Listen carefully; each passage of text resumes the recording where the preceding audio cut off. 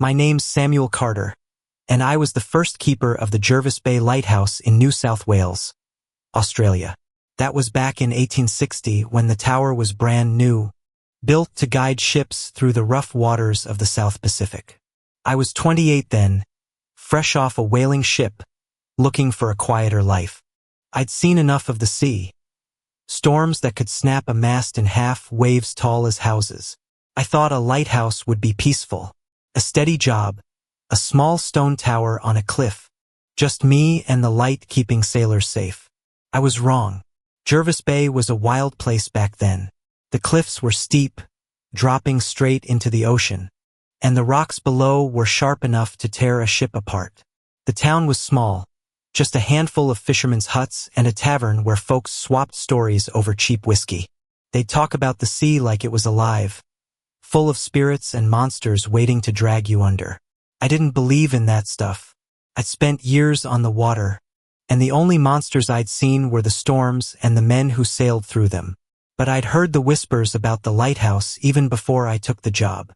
They said it was built wrong, that the light was off by a few degrees, leading ships straight to the rocks instead of the harbor. A surveyor's mistake, they called it. I figured I'd fix that. I'd keep the light true, make sure no one got hurt. That was my job. The lighthouse wasn't much to look at. Just a stone tower, maybe 30 feet tall, with a small keeper's cottage attached. The lantern room at the top had a big oil lamp, bright enough to cut through the fog, and a glass dome to keep the rain out. My cottage was simple. A bed, a table, a stove, and a shelf for my books. I didn't need much. I'd spend my days cleaning the glass, trimming the wick, and watching the horizon for ships. At night, I'd light the lamp and sit by the window, listening to the waves crash against the cliffs. It was lonely, sure, but I liked the quiet. At least I did at first. It didn't take long for things to go wrong. The first shipwreck happened just 2 weeks after I started. It was a stormy night, the kind where the wind howls like a pack of wolves and the rain stings your face like needles. I was up in the lantern room, making sure the light was steady. I could barely see through the storm, but I knew there was a ship out there. A merchant schooner called the Hope, headed for Sydney with a load of timber. I'd seen her sails earlier that day, white against the gray sky. She was counting on my light to get her through the night. I watched the horizon, my hands tight on the railing, waiting for her to pass. But then I heard it. A crack, loud even over the storm, like a tree snapping in half. Then screams, faint but sharp, carried by the wind. I ran down the spiral stairs, grabbed my lantern, and stumbled out into the rain. The cliff was slick, but I made it to the edge, holding my light high. Down below, the Hope was in pieces, her hull smashed against the rocks, her crew clinging to the wreckage. I shouted, waving my lantern, but the waves were too strong. One by one, they slipped under, their cries swallowed by the sea. I stood there, soaked to the bone, until the last of them was gone. I went back to the tower, my hands shaking as I climbed the stairs. I checked the lamp, the glass, everything. The light was on, steady as ever. I'd done my job. So why did they crash? I sat in my cottage, staring at the wall, replaying it in my head. The townsfolk came the next morning, pulling what they could from the wreckage. Broken planks, a few barrels, a torn sail. They didn't blame me, not out loud, but I saw the looks they gave me. Like I'd let them down. Like I'd killed those men. That night I couldn't sleep. I kept hearing the screams, the crack of the ship breaking apart. I got up, lit a candle, and sat by the window watching the sea. That's when I heard something else. A whisper, low and rough, like someone talking just outside. I opened the door, thinking it might be a fisherman, but no one was there. Just the wind, the waves, and the dark. I shut the door, locked it tight, and tried to shake it off. But the whisper came again, louder this time, from inside the tower. You led them to me, it said, clear as day. I froze, my candle flickering in my hand. The voice wasn't human. It was too deep, too hollow, like it came from the bottom of the ocean. I turned, holding the candle up, but the room was empty. The whisper faded, leaving just the sound of my own breathing. I told myself I was imagining things, that the storm and the wreck had messed with my head. But deep down, I knew it was something else. Something was wrong with this lighthouse, and I was stuck here, alone with it, on a cliff where the sea never stopped whispering. After that first whisper, I couldn't shake the feeling that something was watching me. I'd wake up in the middle of the night, my heart pounding, sure I'd heard that voice again. You led them to me. I'd checked the cottage, the tower, even the cliff outside, but there was never anything there. Just the sea, stretching out forever, dark and endless. I started keeping a knife under my pillow. Not that it'd do much against a whisper, but it made me feel a little better. I told myself I was just tired, that the wreck of the Hope had rattled me more than I thought. But deep down, I knew it was more than that. The whispers weren't the only thing. A few nights after the wreck, I was up in the lantern room, polishing the glass. It was a clear night, the moon bright enough to light up the whole bay. I could see the waves rolling in, crashing against the rocks below. That's when I saw it.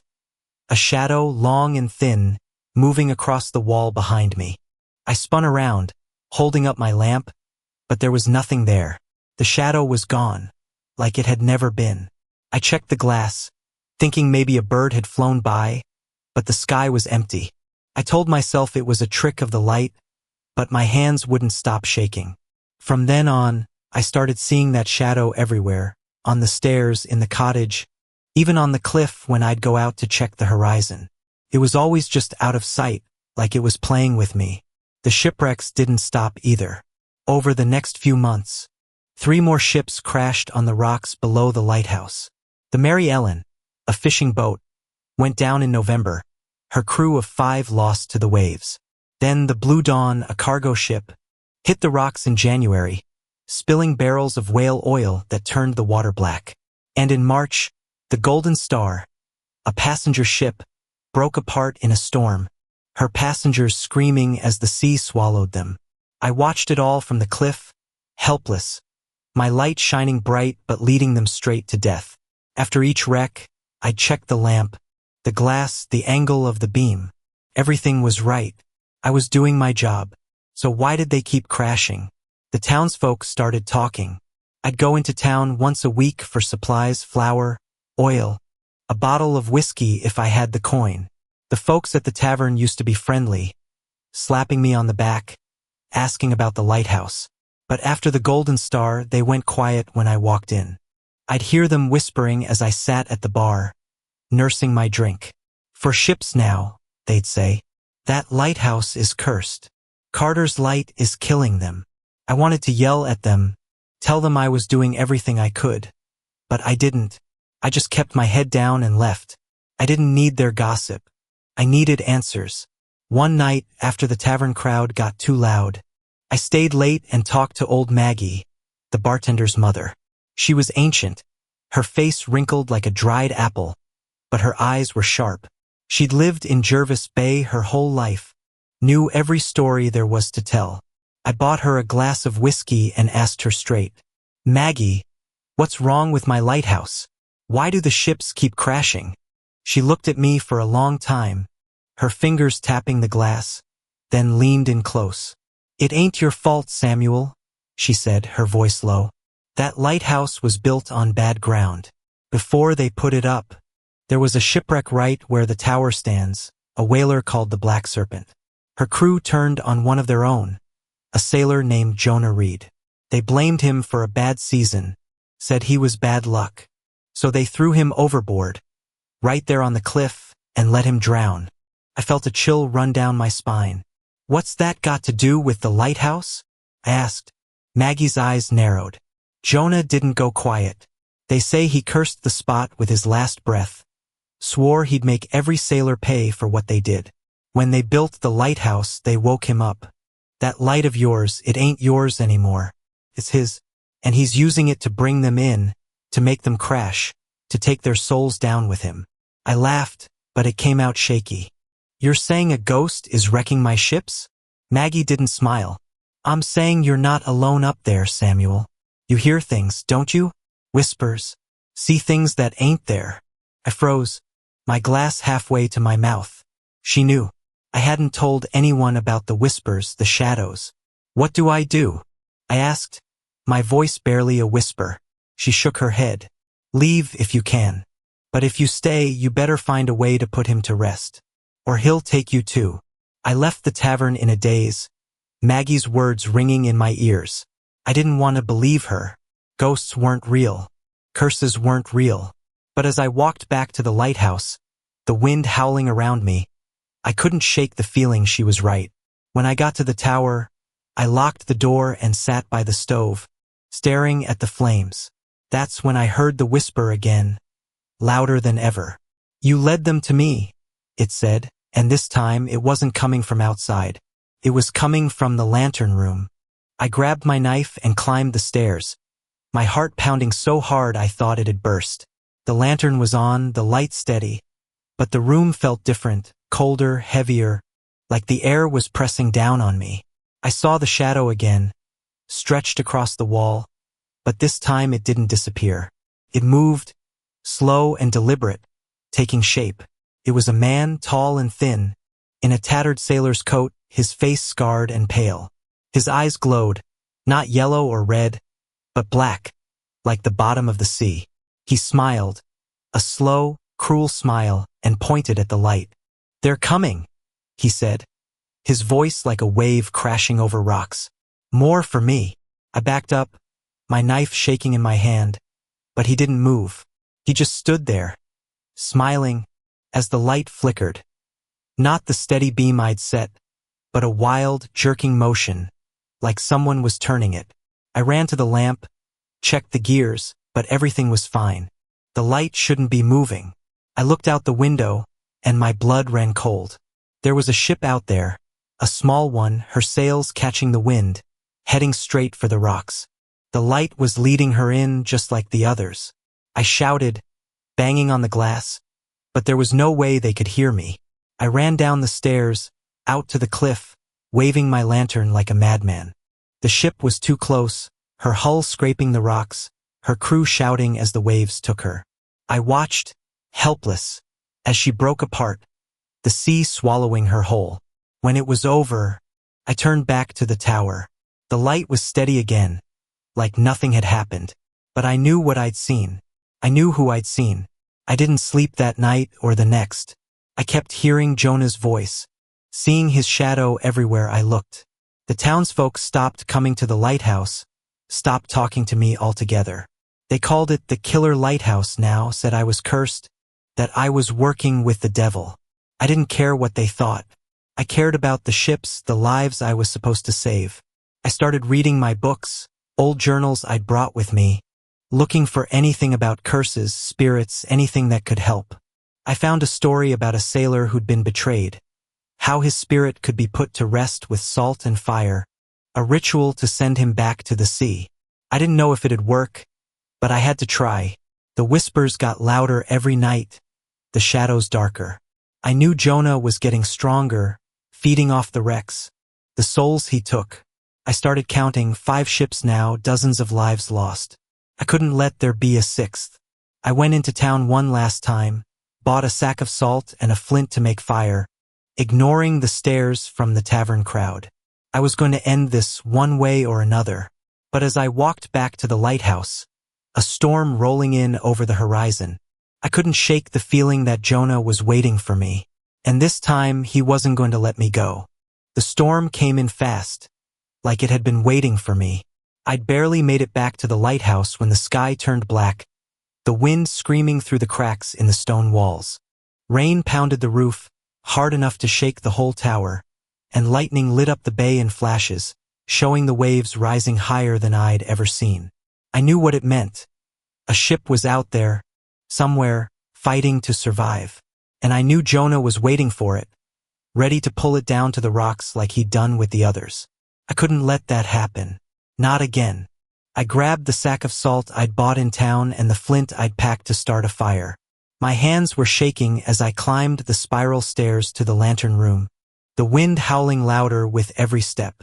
The whispers were back, stronger than ever, a constant murmur in my ears. More for me, more for me. I tried to ignore them, focusing on the plan I'd pieced together from my books. Salt to bind the spirit, fire to burn its hold on the lighthouse, and a prayer to send it back to the sea. I didn't know if it would work, but it was all I had. When I reached the lantern room, the light was already flickering, jerking back and forth like it had a mind of its own. I checked the lamp, still steady, still burning, but the beam was moving, pointing straight at the rocks below. I grabbed the gears, trying to force it back, but they wouldn't budge. That's when I saw him. Jonah was standing in the corner of the room, his shadow stretching across the walls, his scarred face lit up by the lightning outside. His black eyes locked on mine, and he smiled that slow, cruel smile. "You can't stop it," he said, his voice like a wave crashing over me. "They're mine." I didn't answer. I poured the salt in a circle around the lamp, my hands trembling so bad I spilled half of it. Jonah laughed, a low, guttural sound that made my skin crawl. "Salt won't hold me, keeper," he said, stepping closer, his boots leaving wet prints on the floor. I could smell the sea on him, sharp and cold, like he'd just climbed out of the deep. I struck the flint, sparks flying, and lit a small pile of rags I'd brought up from the cottage. The fire caught fast, the flames small but bright, and I tossed it into the salt circle, hoping it'd do something, anything. The fire flared up, hotter than it should have, the flames turning blue, unnatural, like the sea on a moonless night. Jonah hissed, stepping back, his smile fading. "You think you can burn me out?" He growled, his voice shaking the glass around us. I didn't answer, just grabbed the journal I'd marked with the prayer I'd found. It was an old sailor's chant, something about returning lost souls to the deep. I started reading, my voice shaky but loud, shouting over the storm. "By the salt of the earth and the fire of the sky, I send you back to the sea. Jonah read, rest where you fell, and leave this place." Jonah roared, a sound that wasn't human, and lunged at me, his hands outstretched, fingers like claws. I ducked, the fire between us, and he stopped at the edge of the salt circle, his face twisted with rage. The flames burned higher, the blue light casting shadows that moved like waves on the walls. I kept chanting, the words coming faster now, my voice steadying as I saw him falter. "You can't have them, Jonah. Not this time," I shouted, pointing at the window, where I could see the ship's sails through the storm, closer now, too close to the rocks. He turned to the window, his eyes narrowing, and the light jerked again, harder this time, leading the ship straight for the cliffs. I grabbed a handful of salt and threw it at him, the grains hissing as they hit his form, like water on a hot pan. He screamed, staggering back, his body flickering, solid 1 second, then fading like smoke the next. I kept chanting, the prayer almost done, the fire burning so bright I could barely look at it. "Return to the deep, Jonah read. Leave this light and be gone," I yelled, my voice raw. The whole tower shook, the glass rattling in its frame, and Jonah let out a final, deafening scream. The fire exploded, blue flames shooting up to the ceiling, and I dove to the floor, covering my head. When I looked up, Jonah was gone, the flames were out, and the salt circle was black, like it had been burned into the stone. The light stopped moving, steady again, pointing toward the harbor like it was supposed to. I ran to the window, my breath fogging the glass, and watched the ship. She was close, too close, but the light was guiding her right now, away from the rocks. I held my breath as she turned, her sails catching the wind, and sailed past the cliffs. Safe. I sank to the floor, my legs giving out, the journal slipping from my hands. The storm was still raging outside, but the tower felt different, lighter, like a weight had been lifted. The whispers were gone, the shadows too. I'd done it. I'd broken the curse. But as I sat there, catching my breath, I heard a crack from below, loud and sharp, like stones splitting in half. I stumbled down the stairs, my lantern in hand, and saw it. The base of the tower was crumbling, the storm tearing at the weakened stone. The lighthouse couldn't take it anymore. Not after what I'd done. I grabbed what I could, my books, my coat, a few tools, and ran out into the rain, the wind whipping at my face. I made it to the cliff just as the tower started to collapse.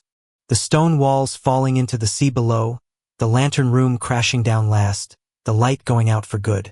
I watched it go, the waves swallowing the pieces, until there was nothing left but the storm and the dark. The lighthouse was gone, and with it, I hoped, Jonah's hold on this place. I turned and walked toward town, my lantern swinging in my hand, the rain soaking me through. I didn't know what I'd do next, but I knew I couldn't stay here. Not after everything I'd seen, everything I'd done. The ship I'd saved would make it to Sydney, her crew alive because of me. That was enough. But as I walked, I couldn't shake the feeling that something was still out there, watching from the deep, waiting for another chance to come back. The rain didn't stop as I walked away from the cliff, my lantern swinging in my hand, the light flickering with every gust of wind. The storm was still raging, lightning flashing over the sea, but the lighthouse was gone. Nothing left but a pile of broken stone at the edge of the cliff, half of it already washed away by the waves. I kept walking, my boots sinking into the mud, my coat heavy with water. I didn't look back. Couldn't. I'd done what I had to do, but I didn't feel like a hero. I felt empty, like the sea had taken something from me I'd never get back. When I got to town, the streets were empty, everyone hiding from the storm. I went straight to the tavern, the only place with a light still on. The door creaked as I pushed it open, and the few folks inside turned to look at me. Old Maggie was at the bar, her hands wrapped around a mug of tea, her eyes sharp as ever. The others, a couple of fishermen and the bartender, stared at me like I was a ghost. I guess I looked like one, soaked to the bone, my face pale, my hands still shaking from the cold and the fear. "Samuel," Maggie said, her voice steady but quiet. "What happened?" I sat down at the bar, dropping my lantern on the counter, and told them everything. The whispers, the shadows, Jonah Reed, the ritual, the lighthouse falling into the sea. I didn't care if they believed me. I just needed to say it out loud to make it real. When I finished, the room was quiet, the only sound the rain tapping against the windows. The fishermen looked at each other, then away, like they didn't know what to say. The bartender poured me a whiskey, sliding it across the counter without a word. Maggie spoke first. "You did good, Samuel," she said, her wrinkled hand patting mine. "You stopped him. That ship out there. She made it because of you." I nodded, taking a sip of the whiskey, the burn in my throat grounding me a little. I wanted to believe her, wanted to think it was over, but I couldn't shake the feeling that Jonah wasn't gone. Not really. I'd seen his face, felt his rage. Things like that don't just disappear, even with salt and fire. I stayed at the tavern that night, sleeping on a cot in the back room. The storm passed by morning, the sky clearing to a pale blue, the sea calm again, like nothing had happened. I went back to the cliff one last time, just to see it with my own eyes. The lighthouse was completely gone. The spot where it stood now just a jagged edge of rock, the waves below quiet for once. I stood there for a long time, the wind cold against my face, trying to feel some kind of peace. But all I could think about was Jonah's voice, his black eyes, the way he'd smiled at me. I couldn't stay in Jervis Bay. Too many memories, too many ghosts, real or not. I packed up what little I had left, said goodbye to Maggie, and took a job on a fishing boat headed north to Sydney. I figured a big city might help me forget, might drown out the sound of the sea in my head. I spent the next few years working the docks, hauling nets, keeping my head down. I didn't talk about the lighthouse, didn't tell anyone what I'd seen. But I kept that journal, the one with the prayer, tucked away in my bag, just in case. Life in Sydney was different. Louder, busier, with enough people around to make me feel less alone. I rented a small room above a bakery, the smell of fresh bread waking me up every morning. I even started going to the tavern on weekends, listening to the sailors tell their stories, laughing at their tall tales. I thought I was moving on, thought I'd left Jervis Bay behind. But some things don't let go so easy. It was 3 years later, on a quiet night in 1863, when I found it. I was cleaning out my bag, looking for a letter I'd misplaced, when I saw something at the bottom. A small piece of glass, no bigger than my thumb, crusted with salt and sand. Picked it up, my heart sinking as I realized what it was. It was a shard from the lighthouse lantern, the glass that had held Jonah's light. I didn't know how it got there. I'd left everything behind when the tower fell. But there it was, cold in my hand, the salt glittering in the candlelight. I should have thrown it out, tossed it into the harbor and forgotten about it. But I couldn't. I set it on the table, staring at it, and that's when I heard it. A whisper, faint but clear, the same voice I'd heard all those nights in the tower. "You led them to me," it said, and the glass glowed, just for a second, a faint black light that made my stomach turn. I grabbed the shard, wrapped it in a rag, and ran down to the docks, the night air cold against my skin. I threw it as far as I could, watching it sink into the dark water, the whisper fading as it disappeared. I went back to my room, locked the door, and sat there until the sun came up, my hands clenched tight. I told myself it was nothing, just my mind playing tricks. But I knew better. Jonah was still out there, somewhere in the deep, waiting. The lighthouse might be gone, but the sea never forgets, and neither does he. Looking back, I wish I'd paid more attention to the stories the folks in Jervis Bay told me when I first got there. I thought they were just tall tales, the kind of thing you hear in a tavern after too many drinks. Stories to scare kids or pass the time. But after everything that happened with Jonah Reed and the lighthouse, I can't help but wonder if there was more truth to them than I wanted to believe. Jervis Bay wasn't just a quiet fishing town. It was a place built on whispers, on legends that went back further than anyone could remember, tied to the sea and the things that lived in it. I first heard the stories a few days after I took the job at the lighthouse, before the wrecks started, before the whispers. I'd gone into town for supplies, stopping at the tavern for a quick drink. It was a small place, smelled like fish and smoke, with creaky wooden floors and lanterns hanging from the ceiling. A group of fishermen were sitting at a table in the corner, their voices low, their faces weathered from years on the water. I didn't mean to eavesdrop, but they were talking loud enough for me to hear, and something about their tone caught my attention. One of them, a big guy with a gray beard named Tom, was telling a story about the cliffs where the lighthouse stood. "That spot's been bad luck since before I was born," he said, taking a long sip of his beer. "My granddad used to fish out there, back in the 1820s. He said the water around those rocks was different, darker, colder, like it was hiding something. One night he saw a light out there, long before the lighthouse was built. It wasn't a ship, wasn't a lantern. It just floated above the waves, green and faint, moving like it was alive." The others nodded, like they'd heard it before. A younger fisherman, barely older than me, spoke up. "My pa saw it too," he said. "Called it the ghost light. Said it showed up before a storm, always right before a ship went down. He swore it wasn't natural. Said it was the sea playing tricks or something worse." They all went quiet for a second, and I felt a chill, even with the fire crackling nearby. I thought about asking more, but I didn't want to look like a fool, some new guy spooked by ghost stories. So I paid for my drink and left, figuring it was just talk. But a few weeks later, after the wreck of the Hope, I started to wonder. I went back to the tavern, looking for old Maggie. She wasn't just the bartender's mother. She was the town's storyteller, the one who knew every legend, every secret Jervis Bay held. I found her sitting by the window, knitting a scarf, her eyes fixed on the sea outside.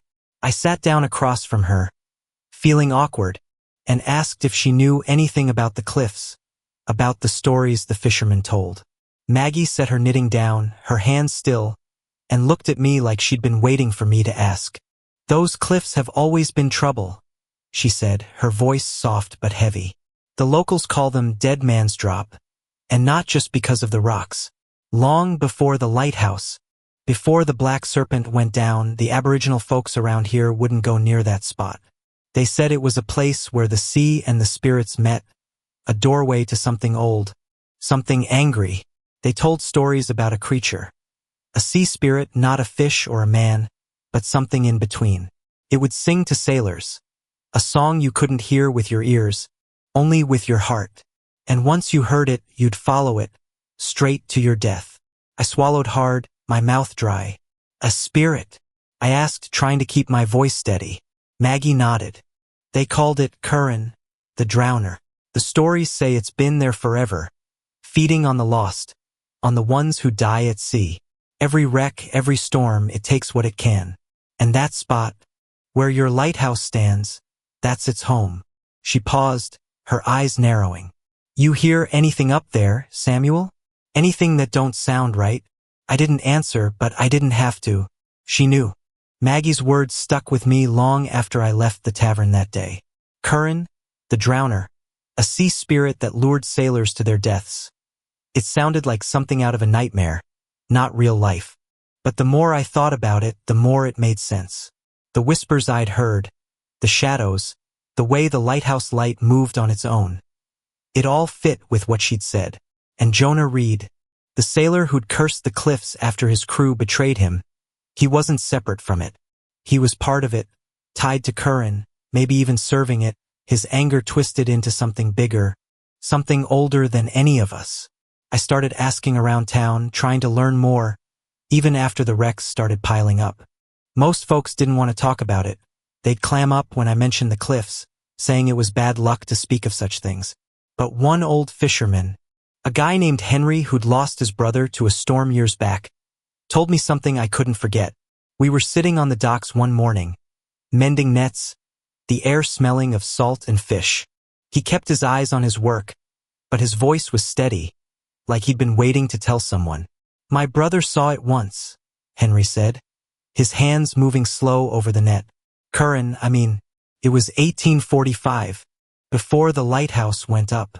He was out on a skiff, fishing near the cliffs, when he heard a sound, like singing, but not with words, more like a hum that got inside your head.